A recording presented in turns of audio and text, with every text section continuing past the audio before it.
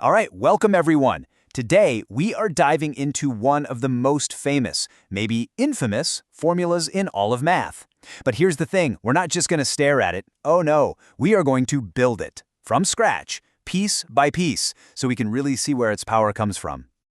And there she is, the quadratic formula. It's powerful, it's elegant, and, let's just be honest, it can look kind of scary, right? It's like this ultimate weapon for solving certain equations, but it always feels like it just appeared out of nowhere, like some ancient mathematical relic we're just supposed to accept. But here's the secret, the thing they don't always tell you, it's not magic. Not at all. It's pure logic. It's a construction. So the big question for us today is simple. Where does this thing actually come from? We're going to treat this whole thing less like some stuffy, boring proof and more like, like an engineering project. We're building something today. Okay, so any good building project needs two things, right? A solid foundation and the right materials. And for our little project here, the quadratic formula, our foundation is the standard quadratic equation. This right here, this is our blueprint. It's the universal starting point. Pretty much any quadratic equation you're ever going to see can be written just like this. ax squared plus bx plus c equals 0. The a, b, and c, they're just numbers, placeholders. And our whole mission, our only goal, is to figure out what x is. So the question is, how do we go from that simple little blueprint to, the final superpowered formula? Well, the whole thing, the entire secret, hangs on this one brilliant, and I mean brilliant, technique called completing the square. Ready? Let's get building. First things first, a little prep work. We're going to take our standard form and divide every single piece by a. Now, why would we do that? It's simple, really. It just cleans up that x squared term, makes the number in front of it a 1. Think of it like clearing off our workbench so we have a nice, simple space to do the real work. All right, next up, we're going to move some stuff around. We really only want the terms with an x on one side. So that constant, that c over a piece, we're just going to nudge it over to the other side. We do that by subtracting it, of course, keeping everything nice and balanced. And now for the key move, the main event. Look at the left side of our equation. Our whole goal right now is to add one very specific missing ingredient, a magic number, if you will, that's going to completely transform this thing into something beautiful and simple, a perfect square. So, what is this magic number? Well, there's actually a recipe for it, and it works every single time. You take the number attached to the x term, in our case b over a, you chop it in half, and then you square whatever you get. Boom. That gives us b squared over 4a squared. That is the exact piece we've been looking for. Okay, let's plug it in. We're going to add that piece to the left side. But wait, the golden rule of algebra, right? To keep everything balanced, whatever you do to one side, you have to do to the other. So we add that same b squared over 4a squared to the right side too.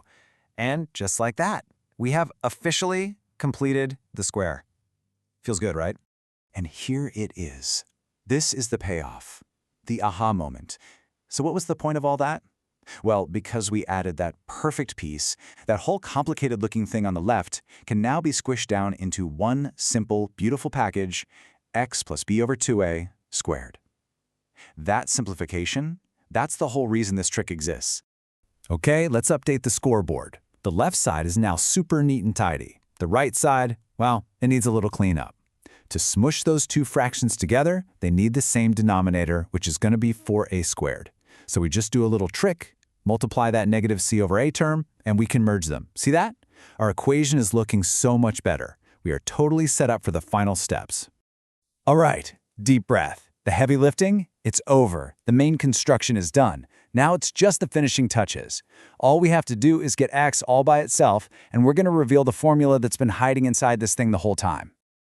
So, to break x out of that squared term, we have to do the opposite of squaring, which is taking the square root. We do it to both sides. But look closely. See that plus or minus symbol? That is so important. Why?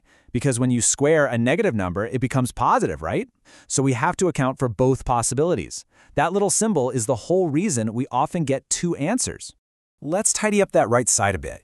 The top part, that b squared minus 4ac, that's kind of stuck onto the square root for now. But the bottom, the denominator, 4a squared, hey, that's a perfect square. The square root of that is just 2a. How nice is that? Just a little elegant simplification. We are so close, I can taste it. One last step. We need x all alone. So that b over 2a term on the left, let's just subtract it and move it over to the right side. And with that one final move, x is isolated. And for the grand finale, since both parts on the right side now have the same denominator, that 2a, we can combine them into one single glorious fraction. And there it is. We've arrived. That is our finished tool, the magnificent result of our step-by-step build. See? Not magic, just math. Okay, so we've built the tool, we know where it comes from. Now for the final part. Let's talk about why. Why is this thing so important? Let's shift from how it's made to why it's basically a master key for algebra. So why go through all that work? Because now you have the universal key. You never have to go through that whole completing the square process again if you don't want to. Now, you just look at an equation, find your a, b, and c, and plug them in. That's it.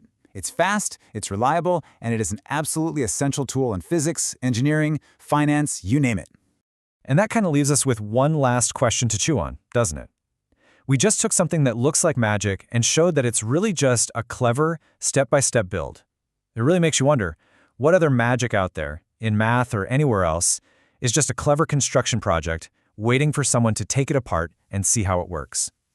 Hey, if you had fun with this little masterclass and you enjoyed taking apart the quadratic formula with us, then definitely subscribe to the channel. We do deep dives like this all the time.